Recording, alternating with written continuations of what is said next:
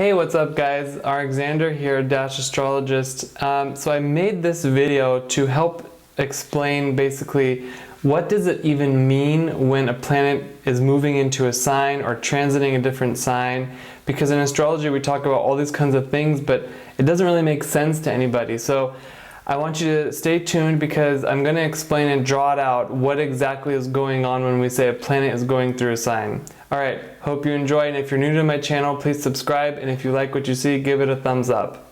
Alright, see you later. Hello, this is Arik, and today we're going to be talking about what is the significance of a planet transiting a sign from a spiritual perspective. So right off the bat, we need to understand a little bit about how the system is set up. So if we are on Earth, we are in the center. In astrology, we use what's called, in Dash astrology, we use what's called the geocentric model, which means that we are in the center. And the planets of the solar system, right? And the planets are, please forgive my drawing, but the planets are orbiting around Earth. Okay? So for example, we have a planet here, right? And another one here. Another one here, and we're the beautiful blue planet at the center. And this includes the sun. This is why it looks like the sun is moving throughout the sky or throughout the constellations and whatnot. It's really not. The sun is stationary, but from our perspective, from the geocentric perspective, this is us right here, it looks like all this sun is moving, but it's really not. So it's really not a foreign concept.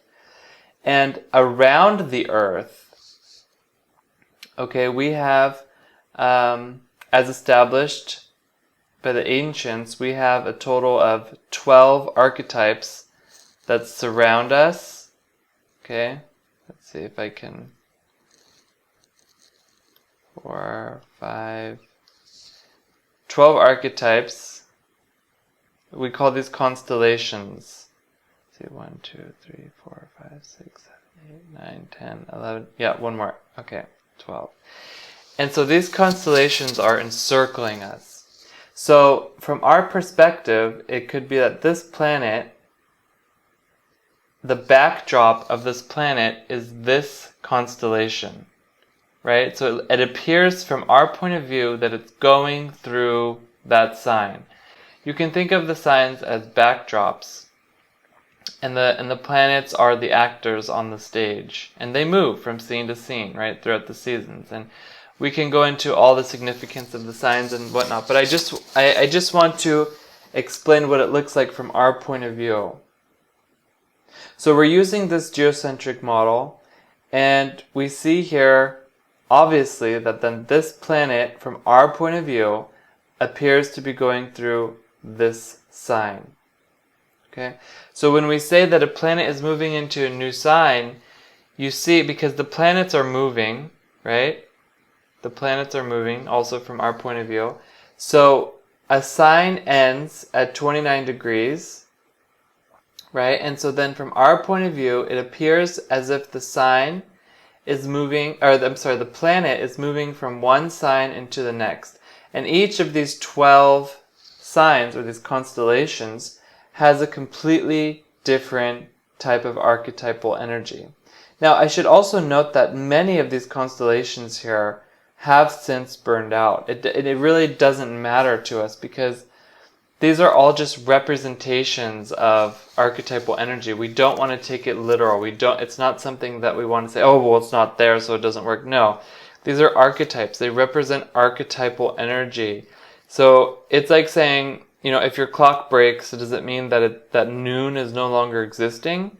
Or that you don't have a birthday anymore because you don't have a way of keeping track of time, or it's gone out. If all the calendars and clocks would disappear, it would be very difficult to keep track of your birthday. It'd be very difficult to know what time it is.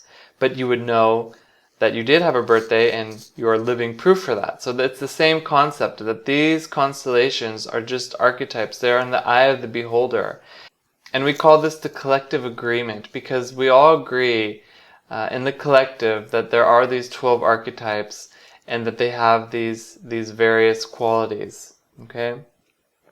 So from our perspective, when a planet moves into a new sign, many doors open, some doors close, and we're presented with opportunities that the particular archetypes have at play. So the combination, you can imagine this planet in this sign may be different than this planet when it's in this sign, and so forth, and of course it is, right? So when these planets are joining with these signs, like keeping it very simple, they combine and they form a sequence of energy. And this is like a sentence or a code. And this sentence can be very straightforward, but like anything, it's only if you can read the language, right? So if you cannot interpret it, if you don't understand it, it's not going to make sense. But if you can understand the symbolism of this planet and the sign and other various things that are going on, then we can form a sentence, we can form a code, we can see what's going on. It's really no different than DNA or coding, for that matter, in a computer. So the method of interpretation is really endless, and it merits its own explanation and teaching, but we should know that it's as vast as understanding another person. I say one thing and you understand it, or I say another thing and you don't understand it, and so on and so on. Okay? So using the same analogy, if you imagine that you have a guest and the environment changes, if you have someone coming into a building, right?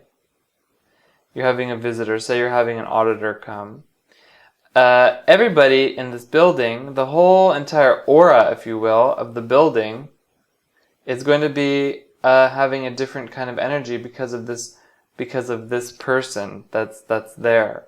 And it's the same is true with planets. The same is true with archetypes. And so we have a different aura, if you will, a different energy that's being presented because of this one person. It's almost like if your in-laws are coming over, or someone of authority is coming over, you're going to behave differently, and they bring that. So you have to imagine that going back to here, some of these planets are longer than others. So the moon is doing it every day, so it's a fleeting guess. But planets like Saturn, that takes 3 years, that's a long visit.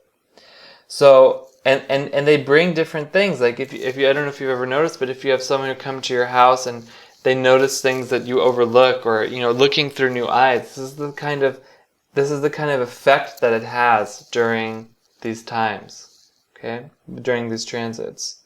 So this is true when a planet moves throughout the zodiac in any level, and this is how we can feel it in our world. And so how does this affect us? Well, that's definitely a different video, but I hope this cleared up some questions about what this even means in the first place. Okay, thank you.